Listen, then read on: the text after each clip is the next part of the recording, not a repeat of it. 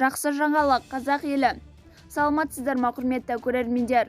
Егер осы хабарды соңына дейін білгіңіз келсе, біздің арнамызға жазылып, бір ғана лайк түймесін басуды ұмытпаңыз. Лайк басқан қолдарыңыз Кабатулланың қабырғаларын ұстасын. Елімізде 1 шілдеден бастап орманшылардың жалақысы 2 есе өседі деп хабарлайды Бақ газет тілшісі. Мұндай мәліметті ЭТРМ Орман шаруашылығы және жануарлар дүниесі комитеті төрағасының орынбасары Данияр Тұрғанбаев айтты.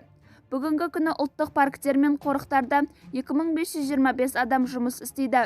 Осы күнге дейін орман шаруашылығы саласындағы ең төменгі жалақының бірі болатын. Бірақ қазіргі уақытта осы мәселе бойынша министрлікпен бірге тиісті жұмыс жүргізілді.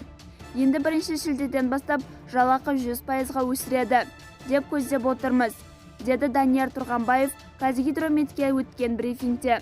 Бізді бақылауды жалғастырыңыз. Арнамызға жазылып, бір ғана лайк түймесін басуды ұмытпаңыз. Сау саламат болыңыз.